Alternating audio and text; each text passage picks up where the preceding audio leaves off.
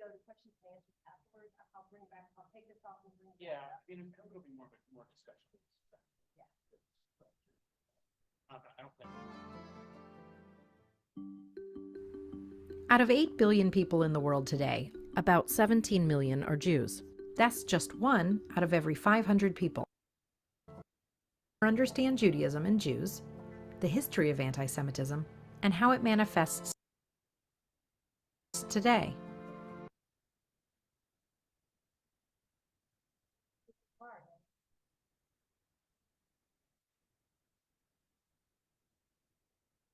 Yeah. Okay. Thank you. We're Thanks, ma'am. good. I appreciate it. Coffee's in the back. Yeah, Yeah. and if you need a restroom, it's down to the right. Oh, okay.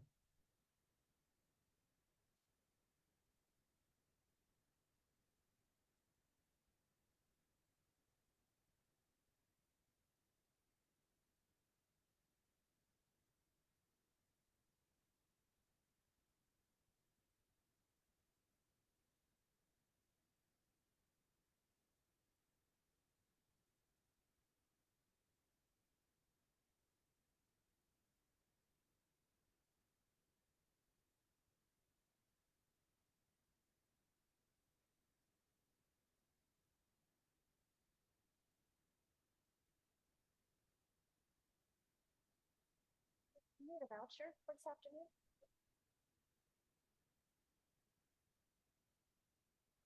What?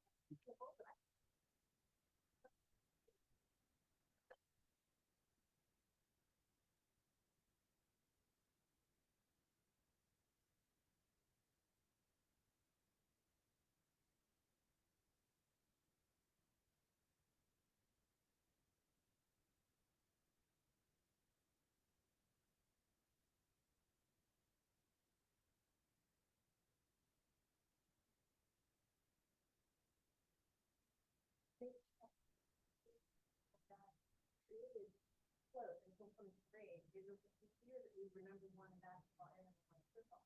And so the theme for our homecoming for that year was Nation of Champions. And I'm a big veteran supporter, so to me it was Nation of Champions. So I created the float. My brother's truck drove the float. My other brother got the trailer, and I got different people from different branches to be on the float. And then my brother created the bridge, made a bridge, and then we made an American flag and all kinds of stuff in it. So everybody that was on the float ended up being able to go to the military place, and they gave everybody lunch. So great. I just thought it was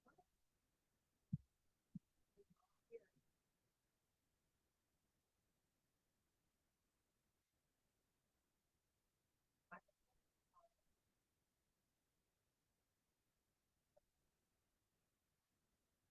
Yeah, wait.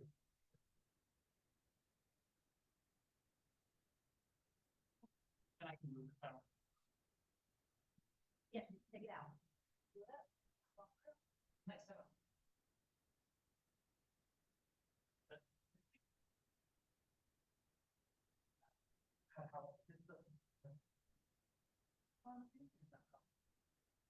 So that would be good this time.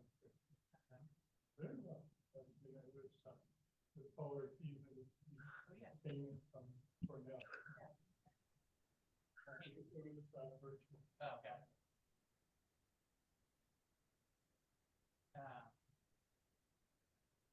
That was good. Yeah, okay. And go out and private. I mean, I think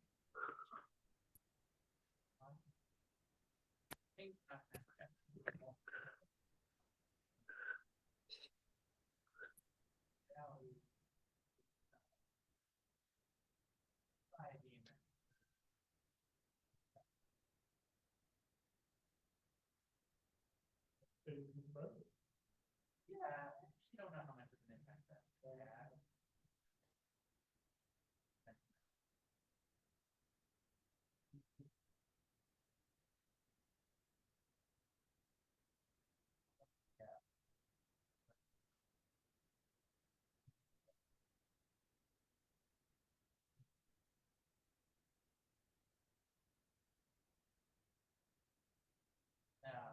You walk very cheap. Yeah, yeah. Like,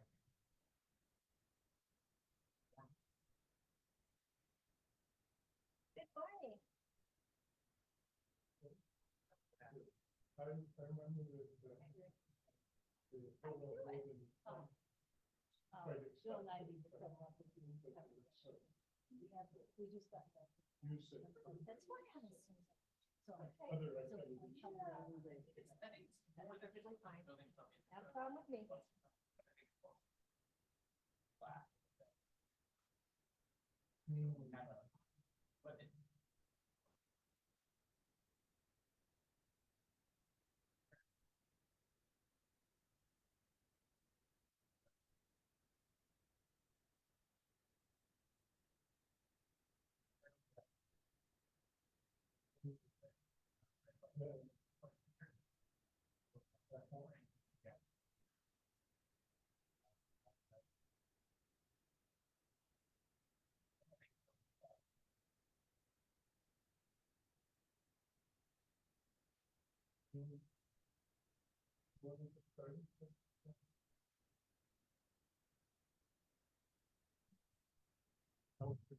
Great, that sounds great. Yeah. Good morning, everyone. Thank you for coming. Remember to mute your or put on silent your cell phones, please. People on Zoom, if you would please stay muted. If you have questions for the speaker afterwards, you can put it in the chat and I'll monitor the chat. Rick Gold is going to introduce our speaker for today. So welcome back to the course on heritage celebrations. And I went over last week the importance of heritage and identity to so many peoples in the U.S. and the fact that the U.S. is really a harbor for multicultural a society. So today we're going to be going over Jewish American heritage, and our speaker is Rabbi Jonah Zinn from UF Hillel. Rabbi Jonah Zinn has been the executive director of the University of Florida Hillel since 2019. Previously, he was the associate rabbi at Congregation Sharei and Emet in St. Louis, where he served many different types of people, but particularly youth, young adults, and children. Rabbi Zinn also worked as the assistant director of Hillel at the University of Virginia. He received his rabbinic ordination and MA in Hebrew literature from Hebrew Union College, the Jewish Institute of Religion. Originally from Worcester, Massachusetts, he is a BA from the George Washington University. Rabbi Zinn? Got it. Well, thank you. Yeah, thank you. Really excited to be here. And thanks to Pam and Rick for inviting me and welcoming me so warmly. I want to talk today, I've been asked to talk today about Jewish heritage. So I think there's sort of two pieces that I'd like to explore together. The first is this question of really what is Jewish heritage, right? Rick shared with me something he put together that I found really interesting, that spoke about sort of how heritage is understood in the American context.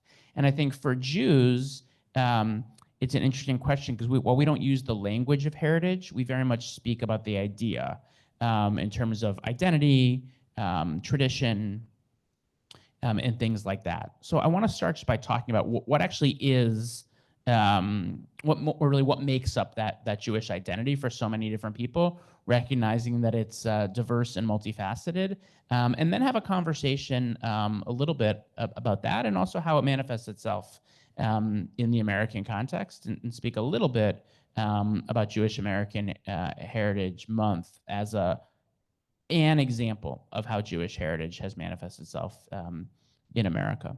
So rather than speak for the next little bit, I figured we would start off with a video that talks about these very issues. This video is part of a training course that we do for students and administrators dealing with anti-Semitism and the Jewish student experience.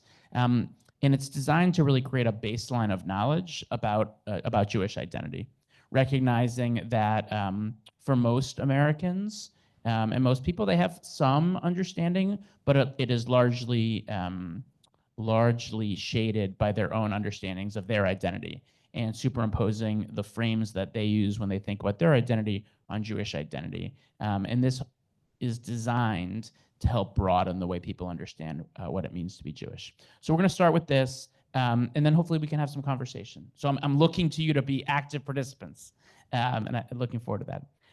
So I'm gonna let me push play, and then the video is about 15 minutes, and then we'll come back together.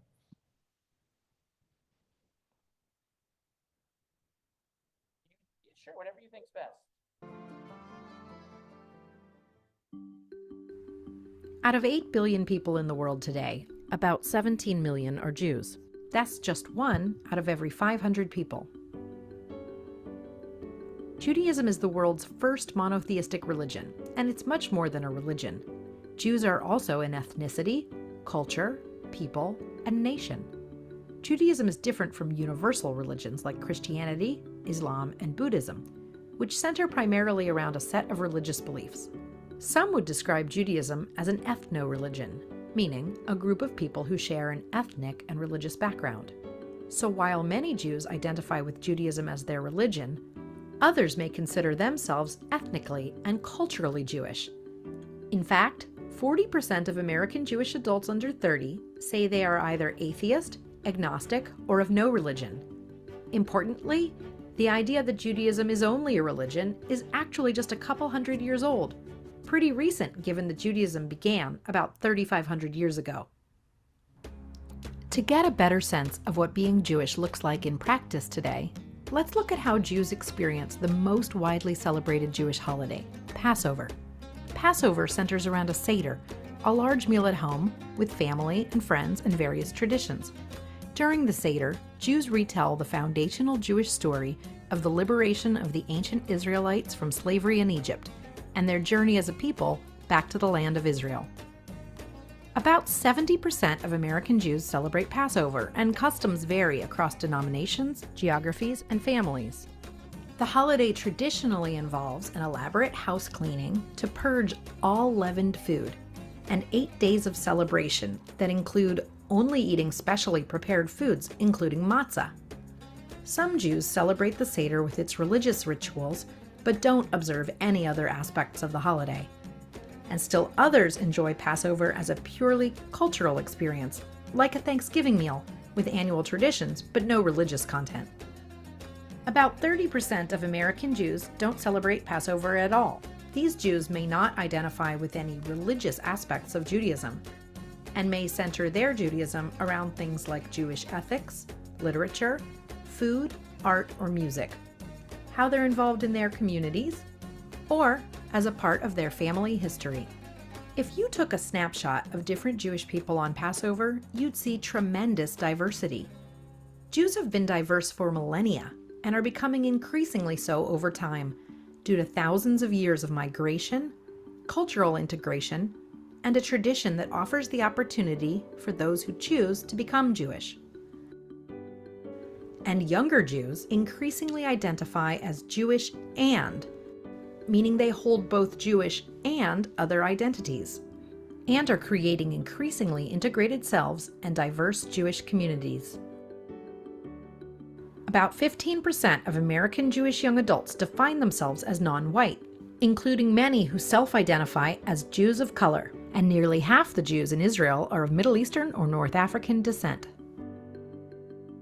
Being Jewish is complex and varied, and Jews experience it in different ways, even as they remain connected by a shared heritage. To more fully understand Judaism and Jewish identity today, let's go back to the beginning.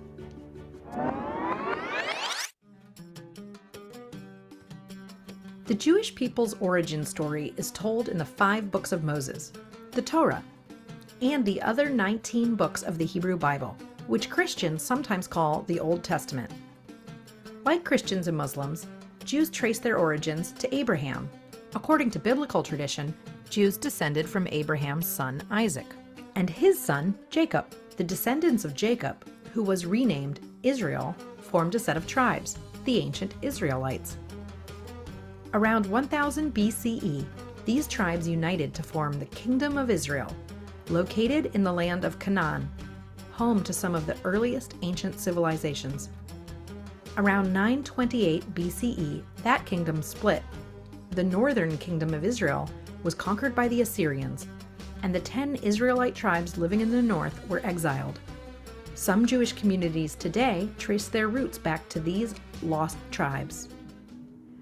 The southern kingdom, known as the Kingdom of Judah, became a thriving civilization with a government, arts, religious practices, and a language, Hebrew. At the center, in the political and spiritual capital of Jerusalem, was the Temple, the holiest site in early Jewish life, around which everything revolved.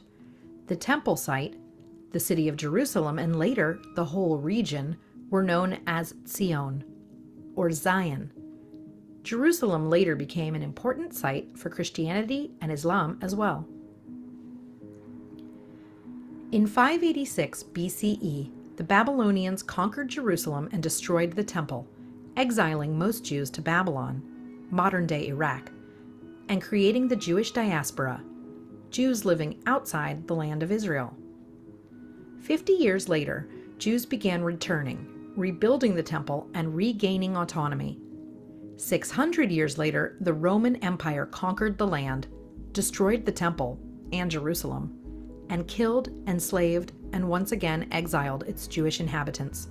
This group, previously called Israelites, became known as Jews, having lived for nearly 1,000 years in the Kingdom of Judah. Later, the Romans renamed the province Syria Palestina to wipe out the Jewish presence by replacing the name Judah with the Greek word for the Canaanite region, Philistia. While most Jews were forced out of the land of Israel during the Roman conquest, a small Jewish population remained as a constant presence in this region throughout the next centuries under subsequent ruling powers. But most surviving Jews dispersed to escape hardship. Without the temple in Jerusalem anchoring daily life, Jews had to reimagine their way of life and adapt. Jews found ways to keep Zion, and a longing to return to it, at the center of their consciousness, now that it was no longer their physical home. With no central temple, local synagogues emerged as gathering places, built so that when Jews prayed, they would face Jerusalem. Rabbis, who didn't exist in the temple period, emerged as the spiritual leaders of local Jewish communities, and over time produced the Talmud, a written collection of Jewish wisdom and laws that previously had been passed down orally, now adapted to life as a diaspora people. Without the temple, the Talmud became the new anchor for traditional Jewish life, enabling Jews exiled to different lands to maintain common practices like observing the Jewish Sabbath, Shabbat. In exile, Jews built distinctive subcultures that reflected adaptations to local ways of life, while retaining shared Jewish traditions. These populations of Jews became known as Mizrahi Jews, Sephardic Jews, Ashkenazi Jews, Beta Israel, and Bene Israel, among others. The Middle Ages was a varied period for diaspora Jews living as minorities in new societies. Jewish life flourished in many parts of the world. Jews living in Muslim lands wrote treatises of philosophy, and in Central Europe, important centers of traditional Jewish study emerged.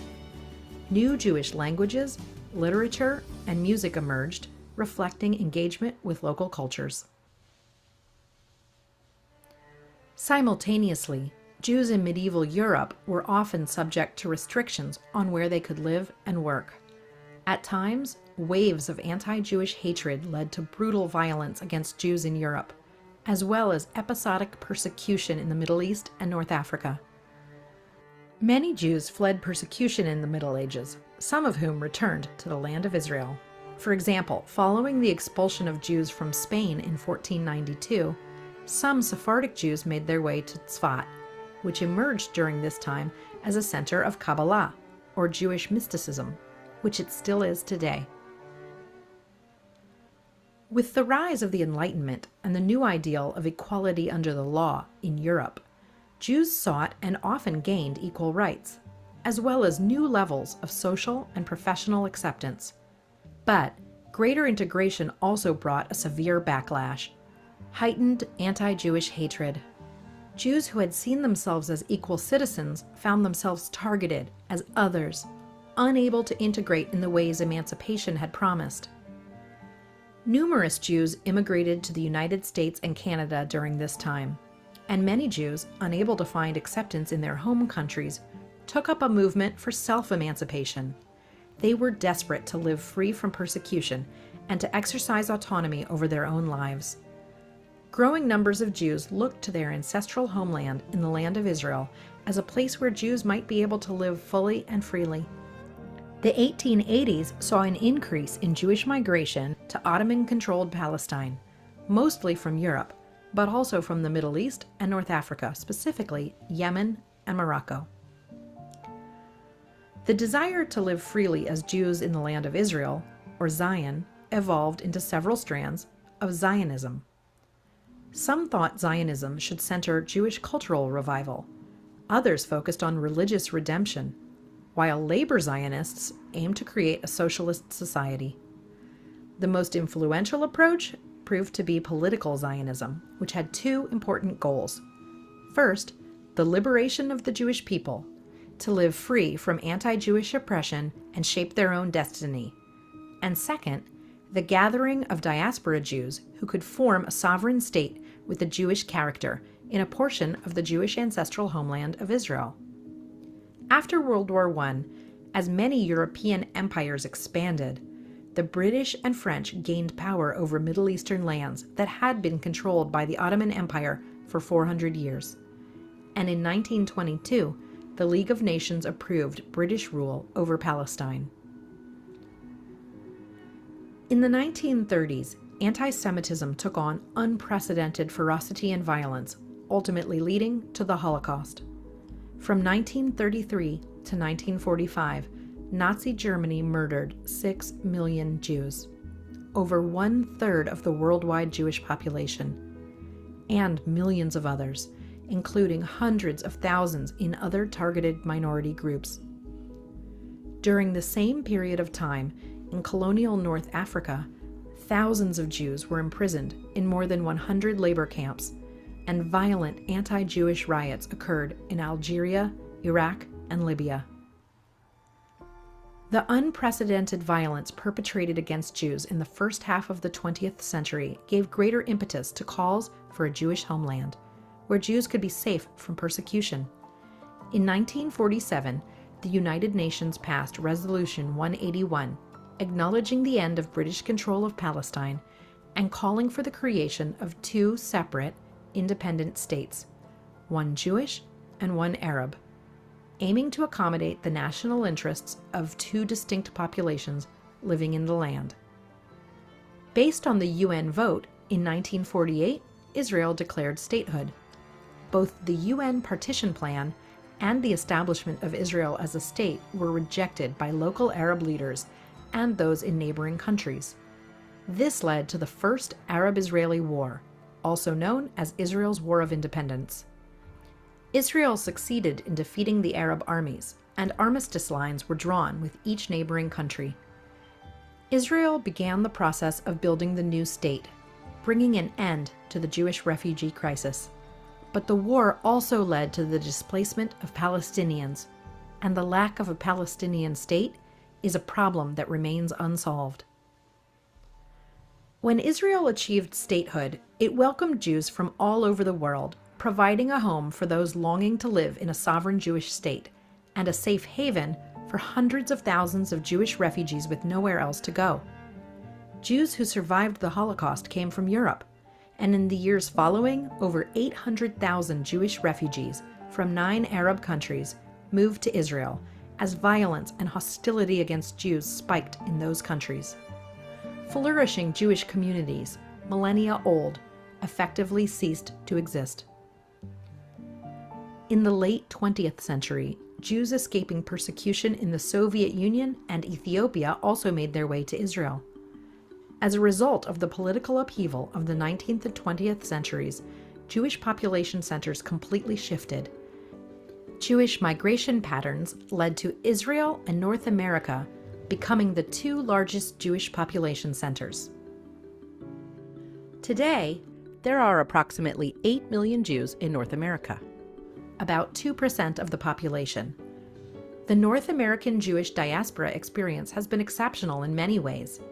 Jews have largely found professional opportunity and personal fulfillment, and have also been able to freely observe Jewish life cycle events as well as the holidays that make up the Jewish calendar year.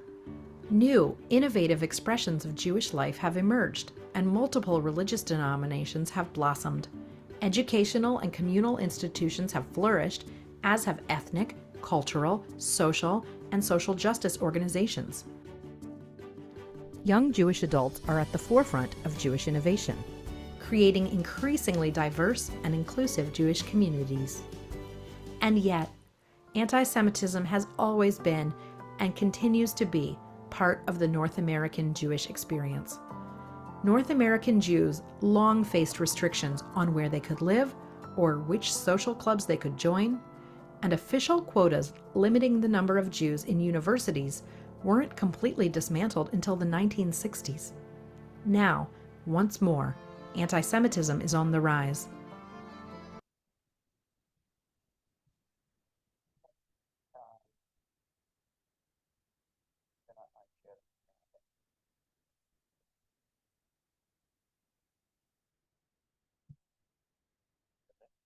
Yeah, now you start talking. Yeah, Yep, that's good. Yep, yep. Okay, well, I hope that was interesting. I'm curious, like as you watch the video, what stood out? What stood out to you? It was fast. Okay.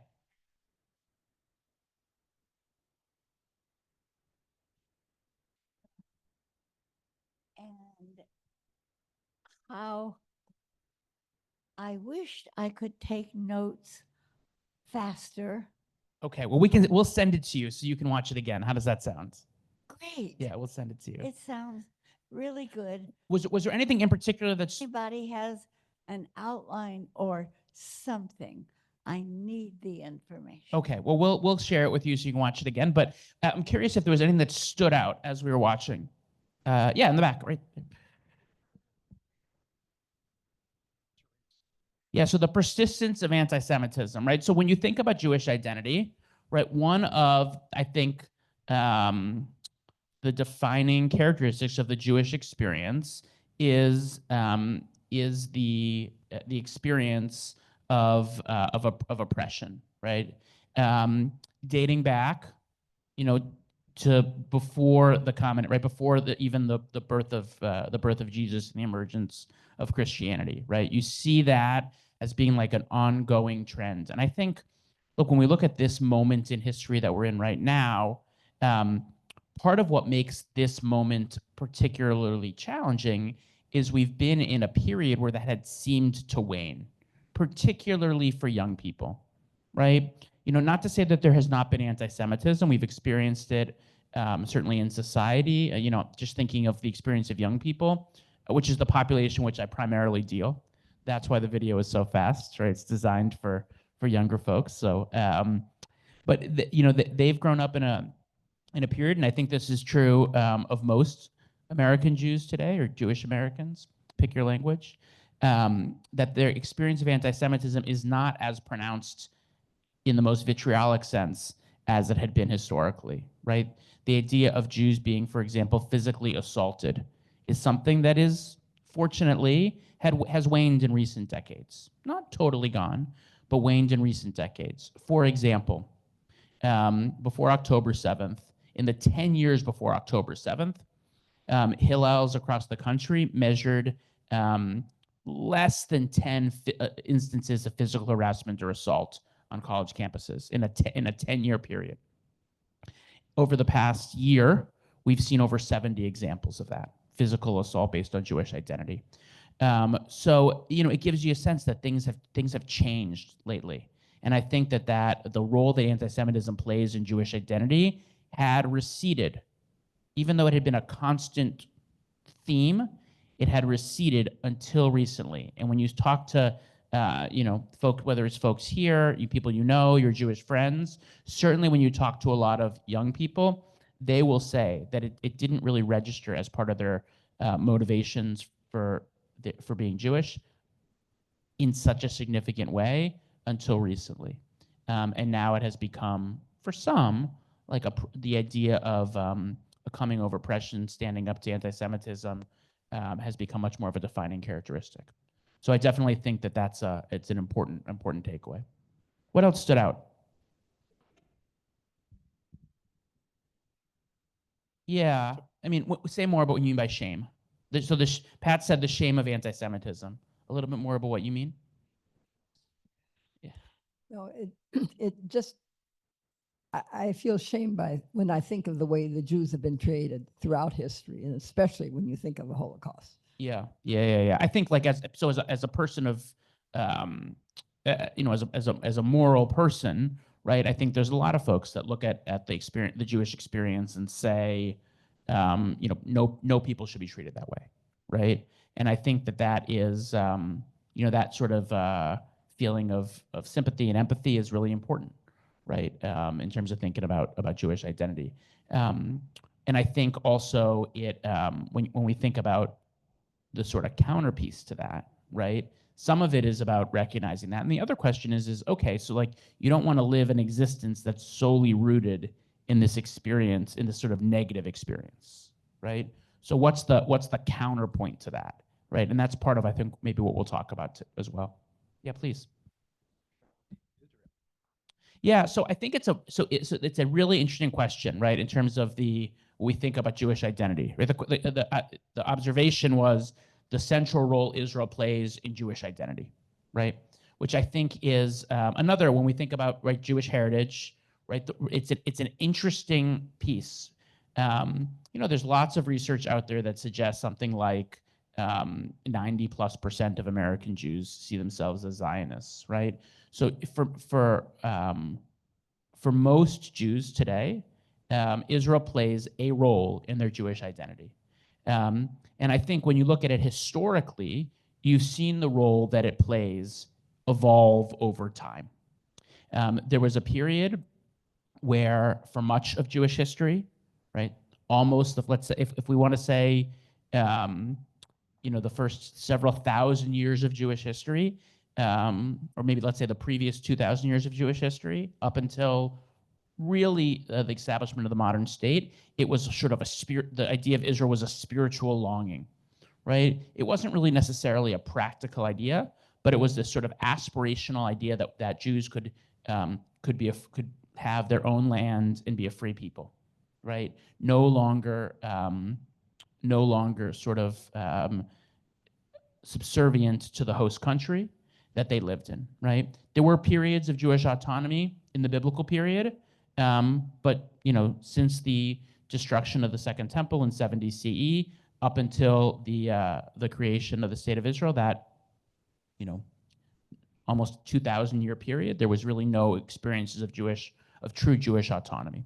So with the establishment of the Zionist movement in a combination of the terrible pogroms of the previous century and the growing ability of Jews to self-advocate through the advent of modernity, the possibility of a Jewish state became really, really significant and led to all different forms of Zionism, political Zionism, which we heard about, but also other things, cultural Zionism, which viewed Israel as being wasn't so focused on the idea of establishing a state, but was more seeing Israel as an opportunity for to be sort of a magnet of Jewish life and a sort of a central force in the creation of Jewish heritage and the perpetuation of Jewish identity.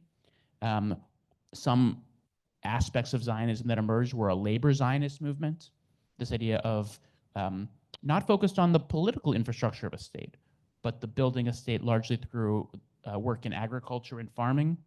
And that all emerged, led to eventually, over the course of a period of time, led to the establishment of the state, propelled by the Holocaust. Then, when Israel was established, it was very precarious, right? Some of you may remember this. I don't. But for the first sort of from 1948 really up until 1967, the idea that Israel would continue was really an open question, right? Historically, right? Israel was in this inhospitable neighborhood with neighbors that were not interested in it, didn't want it there, right? So there was a real, the role that Israel played in identity was very much, I think, about service, right? Jews in the diaspora in the United States and others were very interested in how do we take this fledgling country and make sure it continues. After 67, with the Israeli victory against really a half dozen Arab armies in the Six-Day War, a resounding victory, that dynamic changed. And it went from Israel being this sort of, initially this aspiration, now this this emerging nation that people felt like they needed to make sure continued, to this source of tremendous pride, right? Jews had been, to your earlier point, Larry, I think, I'm having trouble. I need my glasses, but I'm doing my best. I'm doing my best. Something that had been a source of tremendous pride, because Jews have been this people who, a big part of Jewish identity is this experience of oppression. And now, for the first time, maybe ever, Jews were in a position of power. And that experience of power transformed the way many Jews perceived themselves and their identity and what Jewish heritage meant. So for so many, the experience of Israel is not about power in terms of raw power. It's about the power of self-determination, the power of the ability to control your own identity, and the power to express your identity openly. So Israel is about the country, but it's about so much more. And Israel and Jewish identity is about so much more for a lot of people than simply about a nation state. Let me say one last thing about it, and then I will. And I'm happy to take questions if you'd like. When we think about the role that Israel plays in Jewish heritage and in Jewish identity, this is not, by the way, about support of the policies of the Israeli government, right? I think it's actually much more fundamental than that, right? There are jokes, lots of jokes about the diversity of opinion within the Jewish community, right? The classic one is to say you have 2 Jews, 3 opinions, right? So it's fair to say that the vast majority of Jews have significant issues with various policies of the Israeli government. And that's what you would hope, actually, I think, right? Like, I suspect, the bulk of people in here, have probably a whole bunch of issues with the policies of the United States government, right? If you don't have any issues, I think you're probably not paying attention, right? Like, it's part of what it means to be a part of a free society, a liberal democracy. So it's not about support of the government, right? It's about this fundamental idea that the Jews have a right to self-determination in their ancestral homelands. And that's where the divergence happens so often, is that, Zionism is about that fundamental idea, that fundamental idea that Jews have a right to self-determination in their ancestral homeland, and not about the policies. And where you see this divergence happening now is that not so much in the Jewish community. It's actually a very, very fringe portion of the Jewish community. It is, I think, overplayed in media discourse, both about the Jewish community and society more broadly. But there is a small corner of American society that says actually Jews don't have a right to self-determination in their ancestral homelands. And that's where the breakdown happens, right? It's not about there's plenty of room to criticize the Israeli government. Buy me a drink, I'll share with you several hours worth of critiques of the Israeli government. But I think it's much more fundamental than that. And that's how it plays into heritage and identity. Rick, did you want to say something? Yeah, just that the film, it was really good at identifying Jews as something more than a religion, and going beyond that to ethnicity and culture, and showing the way that various Jews identify with the people, not necessarily with the religion. But one of the areas that it didn't address was intermarriage, and the fact that so many Jews come from mixed families, which influences their identities. And also, the towards the end of the film, it talked about how in the U.S. the social environment of Jews has really improved in the last 50 or 60 years. That previously there was a lot of social ostracism and institutional barring of some Jews, quotas, etc., which has really changed. And so when we talk about anti-Semitism as violence towards the Jews, often we forget that the feeling of non-Jews towards Jews has improved immeasurably over the last 60 years or so, if not longer. And so anti-Semitism is in my opinion, sometimes mischaracterized. Yeah, I think so. Let me address. I think you raised two important points, right? One is about what I would say the integration of Jews into broader society, right? Intermarriage being an example of that, right? They like us so much, they want to marry us, right? That wasn't a possibility it changed really after the Second World War, right? That general phenomenon, speaking broadly. And I think that that's a good example, right, of how, and the video alluded to this. It didn't speak to it explicitly, but about the role that Jews play in terms of multiple identities, right? Jewish identity might be part of your identity, but so too might be coming from having another sort of ethnic background, right? Young Jews under 30, 15% identify as Jews of color, self-identify as Jews of color, right? So for that group, it could be about being Jewish and Pacific Islander, Southeast Asian, Black, whatever that other identity marker might be. Or it might be about having a religious identity that includes both, that is sort of unclear, maybe somewhat Christian, a universal religion, somewhat Jewish in terms of a religious identity, but a very, very strong Jewish cultural identity, right? Which is something we see sometimes, and sometimes it's less cultural, but it has complicated the picture of identity and made it, I think, much more nuanced. Let me also address that question about anti-Semitism, and then I see you got your hand up. I'll go to you next, I promise. The question about anti-Semitism, I think you're right to say it is of only one piece of the American Jewish experience, and part of the reason I think in my conversations with Jews today, really over the past year and a half, it becomes such a significant part of the conversation is because it really was largely foreign, from, let's say, the 60s, from that period, the 50-year or so period, right, from the late 60s till today, right? And then it reemerged, starting with the emergence of some white nationalism, Charlottesville being like one of the real inflection points with that, and then even more so following October 7th. So I think what you see is part of the reason I think it came up so early in our conversation is because for so many people it's very front of mind. But you're right to say that the experience of anti-Semitism is for most people is a relatively small part of the Jewish experience, and the emergence of violence is really an outlier, right? I mentioned the statistic because I think it's important to see how things have changed dramatically over the past year and a half, and if there's hundreds of thousands of Jews on college campuses across America, it is terrible that 70 plus had incidents of physical violence, and there are hundreds of thousands of Jews on college campuses across America, right? So it's important, you're right, to keep it in the proper context.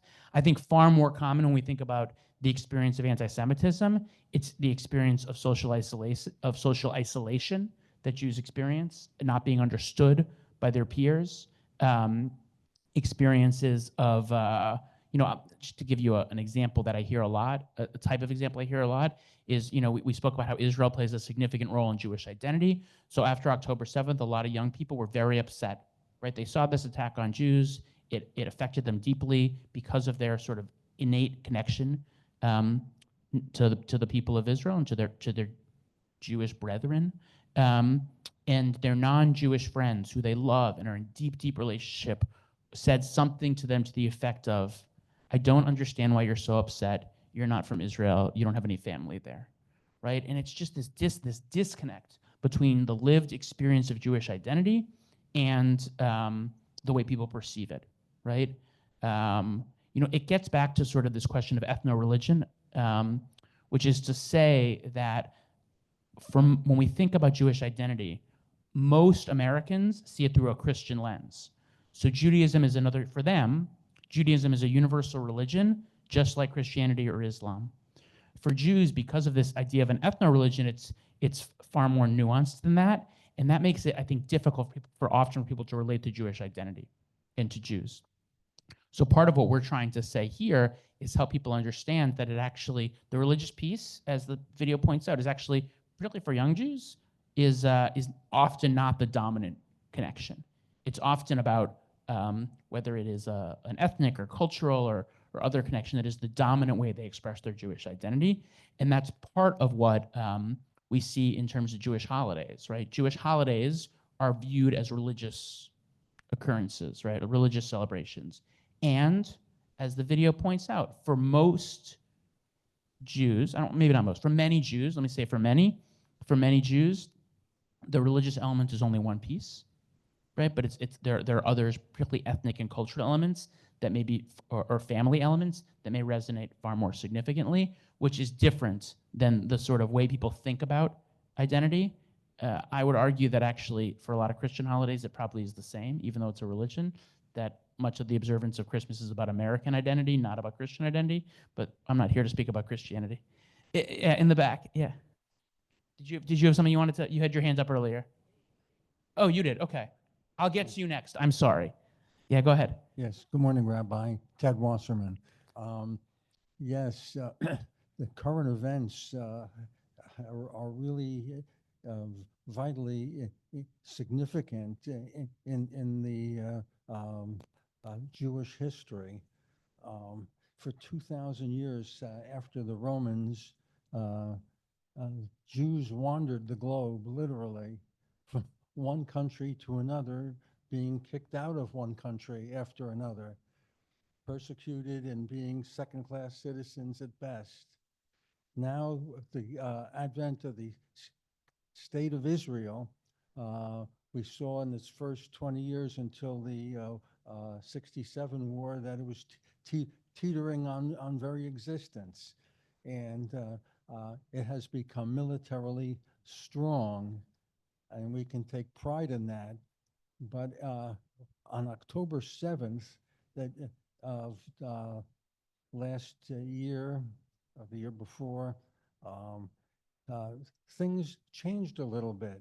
And we were all concerned with Israel being surrounded by all of these hostile neighbors. Would Israel prevail? And I'm very, very pleased. It's almost it can almost be a fictional thing. How beepers explode and leaders of all their enemies are being killed, and they not only prevail, but they prevail with strength and dignity. And I just take a lot of pride in that. Yeah, I think that experience of whether it's pride or a feeling of reassurance is very, very pronounced. And it gets to your point, it gets to something much deeper, right? So we could have a conversation about the way that Israel has sort of has dealt with the war. There's a lot to be said there. But I think when you think about it as it connects to identity, right? When you think about the sort of that dominant Jewish experience of marginalization and discrimination, and seeing that what's happened over the past, let's say, year or year and a half has demonstrated that we're not going anywhere. That's the powerful experience for so many Jews. Very reassuring. I yes. think. Yeah. Yeah. Please, in the back.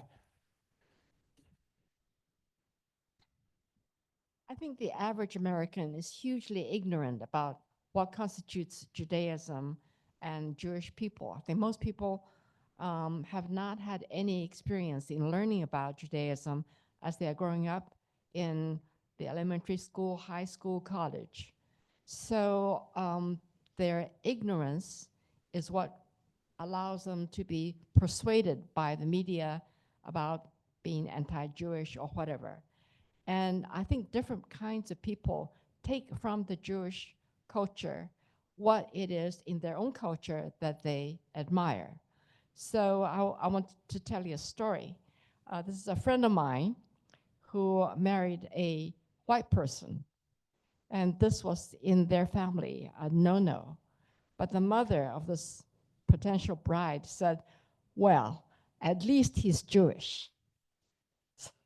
Like just shows, that there's a lot of things in the Asian culture that we think that we admire about the Jewish culture, even though we don't understand anything about their religion or ethnicity or whatever it is. Yeah, thank you for that. I think you point to a couple. Your comment is not only funny, but also raises a couple of important things that I want to lift up.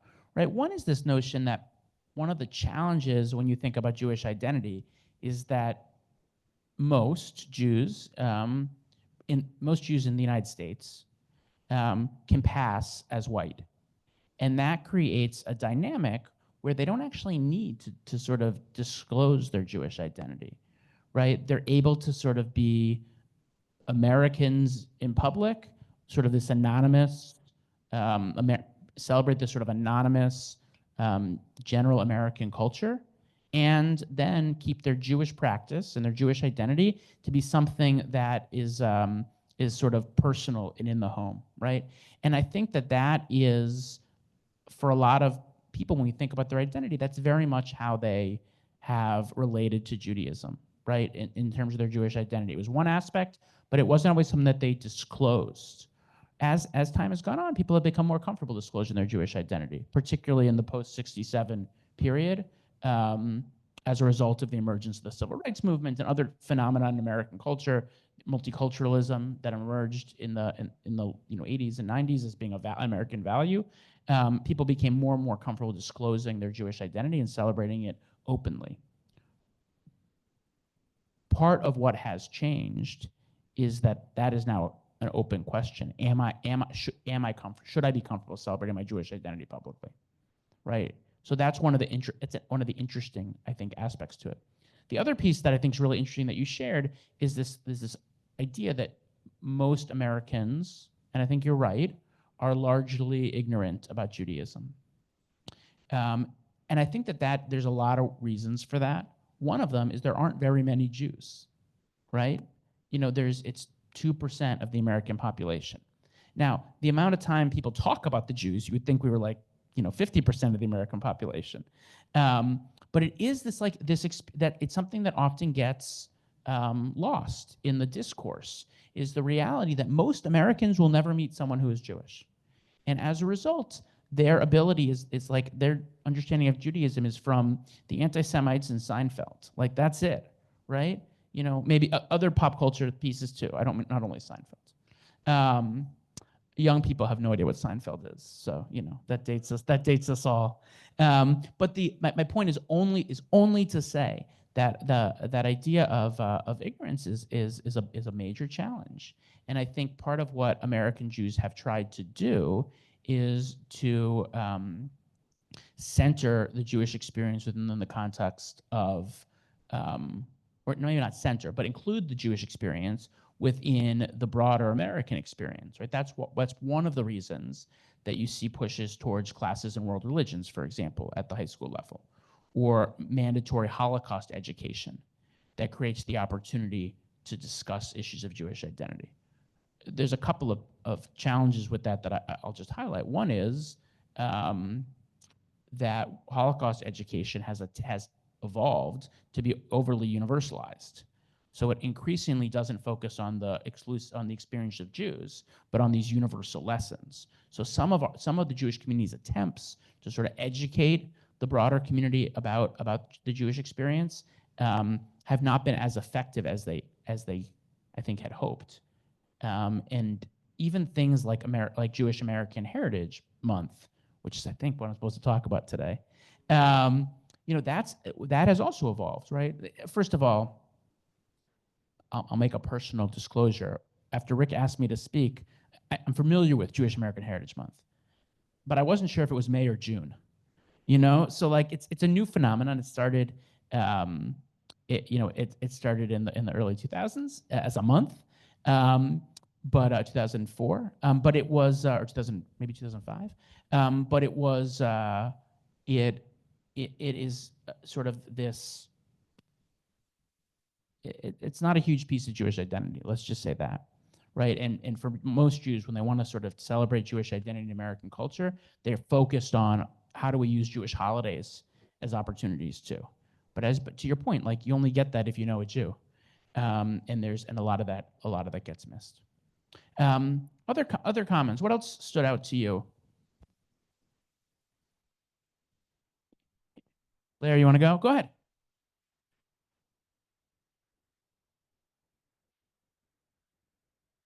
Do you recall what Theodor Backel said about the Jewish holidays? Why we celebrate? He said, Go ahead. I'll quote him. They tried to kill us all. Yeah. It didn't work. Let's eat. Yeah. I mean, there is this sense that much of Jewish holidays celebrate the experience of suffering and oppression. And part of what I hope also the video highlighted is that there's also this really vibrant story about Jewish food and culture and dance and language, really all these pieces that for most Jews, when we think about how we celebrate our identity, holidays afford us that opportunity to celebrate all those aspects of identity, right? So like, we just celebrated a few weeks ago, we just celebrated Hanukkah, right? Hanukkah is on one hand this religious holiday, a post-biblical religious holiday, so it doesn't have the same like religious commandments as many other holidays do. But it enables us to both tell the story, they tried to kill us, we survive, let's eat. We do that, but we also allows us to celebrate things like Jewish music, right? Part of the Jewish cultural tradition, Jewish art, right? You look at the Chanukiah, the Hanukkah menorah, those are works of art. People celebrate those as part of it, right? Jewish music, Jewish linguistic tradition, whether it's looking at various Jewish languages, Yiddish, a combination of Hebrew and German, Ladino, a combination of Hebrew and Spanish, other Jewish languages, and seeing music that has been written in all those languages and using that as part of the Hanukkah celebration to celebrate Jewish diversity. Looking at food for sure, right? Jewish food, different Jewish communities have different foods that have emerged over time.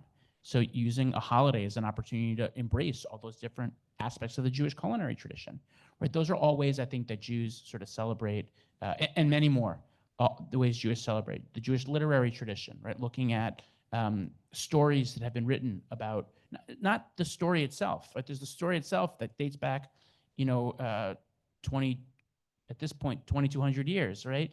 But the stories that have been written about the celebration of Hanukkah and how those become part of the conversation as well, right? Where we think about the various great Jewish authors. So all part of that's part of it, right? In terms of embracing holidays really as an opportunity to celebrate our heritage. Please. I hope you don't mind. I have to self-indulge. I'm from Northwest Connecticut in the Berkshires, and I know Worcester, and I grew up. My father was a pilgrim. His family were generations. His name was Eastman, and there were very few Jews in our community. But I met this guy, Dutch, named Ziegel, and he was in college in New Jersey. So I went to New Jersey to college. And I was 1960. I got asked, a lot of my girlfriends would ask me about my nose, if I'd had my nose done. And I had a real close relationships with this group of women, young ladies. And I finally realized that I was in a Jewish community, that Eastman and Ziegel were considered Jewish. So we experienced a wonderful relationship with the New Jersey Jewish community. And so I'm so pleased to hear your speech today because I could understand and appreciate many of the holidays and just gracious hospitality I received from my friends. Yeah, thank you for that. I think for a lot of Jews, when we think about their experience of Jewish identity, it's the experience of community, right? She's passing as Jewish. No, you're right. But the experience of community is a big part of the way Jews, I think about it, right? The video talked about it as the experience of family. And in fact, that's sort of one of the paradigmatic ways we think about Jewish community. You know, in the biblical tradition in the Torah, the Jewish people are referred to as B'nai Israel, the children of Israel. And that paradigm is a big part, I think, continues to be a big part of how people relate to Judaism as being part of this community, this feeling of extended family. And that's part of why I think when we see experiences of violence or discrimination or whatever marginalization that Jews have experienced over history, it's so personal for so many because they feel the sense of kinship with one another, whether they see themselves as Jews or they're part of Jewish communities in other ways. And there have been, by the way, non-Jews part of Jewish communities as long as there have been part of Jewish communities. In the Bible, there's a concept called the ger toshav, right? Like the non-Jew who dwells within the Jewish community. They were always there. And it's part of that's not always lifted up, but it's one of the realities is that Jewish communities have always, to varying degrees, been open to non-Jews who wanted to be part of those communities, whether they knew it or not. Oh yeah, please. Is there anyone here who grew up in a big city with a large Jewish population? Oh, okay. In St. Louis, in the middle 40s, when the war was going on, my elementary school in mid-St. Louis had 2/3 Jewish kids, at least 2/3 Jewish kids in my class. Anybody else have that experience? Oh, good. Yeah, well, I think it's interesting because it comes to your point earlier about sort of how most people don't know. Jews tend to congregate in specific geographic areas for reasons that we can talk about. So the idea that like U City or someplace like that would have a large Jewish population, but by the way, you went one town over, one town north, one town south, right? You know, even one town, I guess it was west to Clayton at that point, like Jews were starting to move there, but you have these enclaves, right, that are natural. That's naturally how Jews organize themselves. And part of what has changed when we think about Rick's point about the integration of Jews into broader society is that those enclaves still exist to a lesser degree, right? You know, there's only Say that again, please. those Jewish enclaves exist now to a lesser degree than than they did. Yeah, like a place like we'll talk about St. Louis because I know a little bit about St. Louis. But Skokie, look, these are all every city has them. Every major city has them, right? There were times when those communities were majority Jewish. There are very, very few communities in this country that are majority Jewish anymore, right? Jews have increasingly moved for lots of different reasons to different parts of the country, in different parts of major metropolitan areas. And it's changed the Jewish experience in a profound way. Because I think what's happened is Jews used to understand themselves as being part of this tight-knit community. They didn't really, they knew a small number of non-Jews who were very open and welcoming to being together.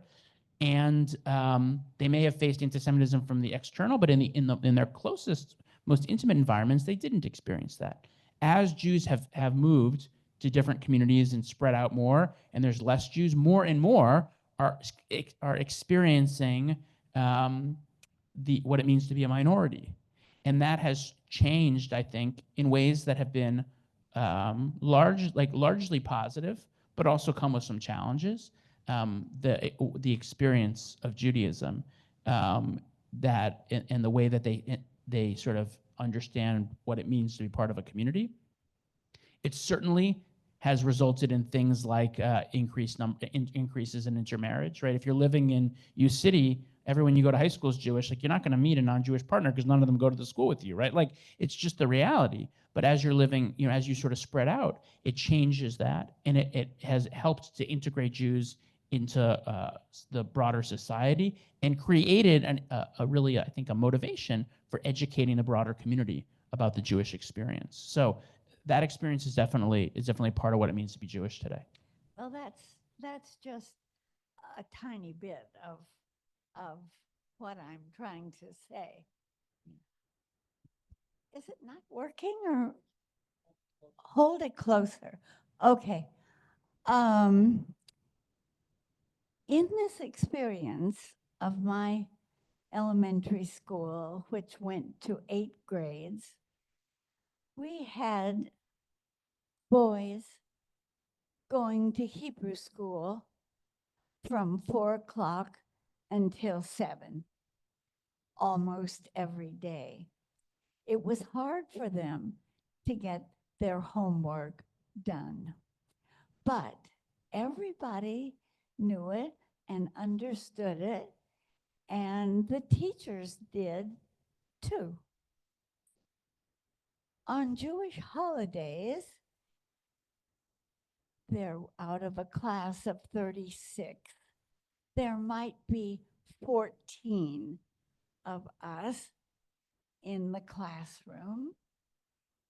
My church, Union Avenue Christian Church, had programs with the synagogue. Our Sunday school class went to the synagogue on Sunday morning at least 3 or 4 times a year. Is that kind of thing ever happening, or did it ever happen with anyone else?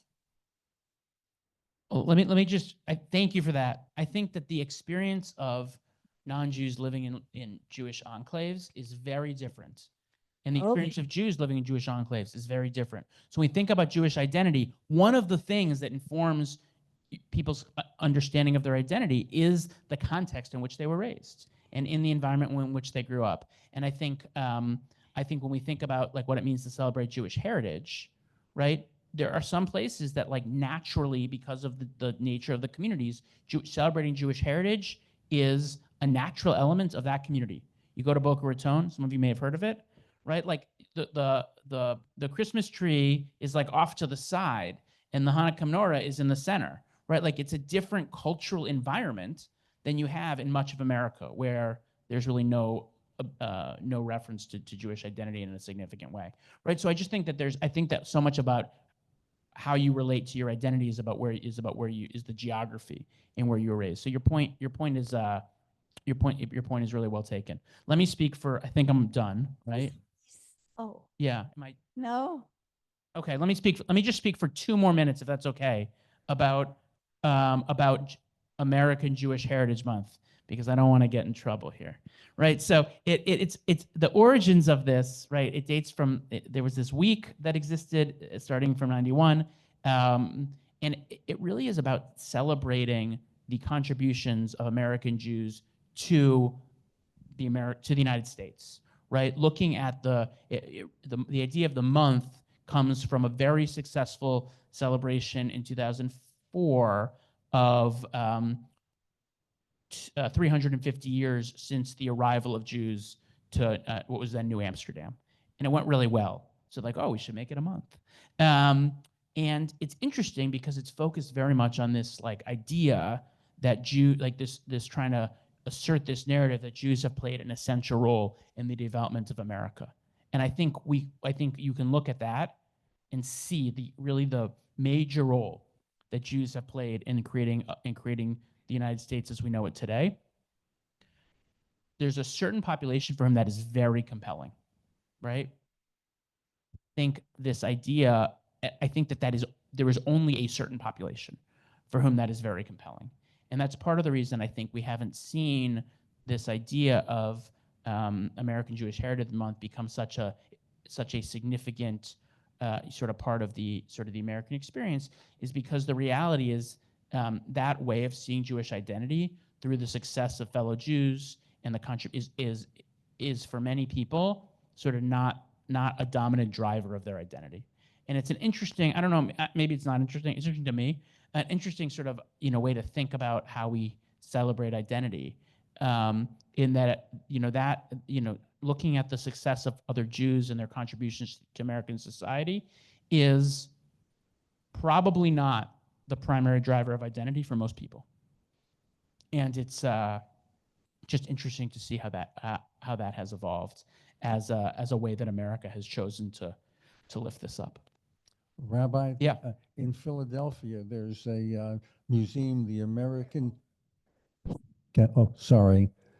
In Philadelphia, there is a museum, the American Jewish History Museum, and although I contribute to it, I've not had the opportunity to go to Philadelphia, as I have no reason to go to Philadelphia otherwise, but I understand it's supposed to be a terrific experience. It is. I've been there a couple of times. It's a terrific museum. What's really, really interesting about that museum is where they built it, right? They built it in Philadelphia on Independence Mall, right? So you have like Constitution Hall, you have the Constitution Center at the other side, the Liberty Bell in the middle, and on the side of it, you have this National Museum of American Jewish History. The message that museum sends to me, I don't think I'm alone in this, is about this very idea that that Jews have played a central role in the creation of America. And for many people, look, that's an important message. I don't mean to minimize it. For many people, that's a very important message. I will say that the museum has struggled financially, because it is not when you think about the different ways people relate to Jewish identity, that's not the dominant way that people relate to Jewish identity. And I think there was a move to actually have it become part of the Smithsonian and taken over by the U.S. government, but which would be positive financially, I think. But when you think about that museum, which is incredibly well done, that impetus within the Americans, as Jewish American community, to sort of assert the centrality that we have played in the development of America is something that's a big, I think, for a certain generation of Jews, is very, very important. Much like the connection to Israel is, in the idea that we're powerful and can defeat our adversaries, is very, very important. And I think part of the reason it's so important, both of those, is because that wasn't the dominant experience of Jews throughout history. We had this idea of being so welcomed in a country and being so successful. That wasn't the dominant experience. So when we think about what Jewish heritage is today, I imagine that our ancestors, looking back, even 100 years ago, couldn't imagine what Jewish identity looks like, and so to live at a period when, despite all the challenges, we're able to sort of be so open and so proud, and so widely accepted within society, is a pretty amazing feeling and experience, and one I think that I feel grateful to live in that era. So thank you all for having me. I really, really appreciate it. Hopefully we learned so many other things for engaging in dialogue, and I'm just really grateful for the opportunity to speak with you. All right, let's thank Rabbi Zinn. Thanks for your time and insights. It's great to be here. Okay. Take care, everyone. Great to meet you all.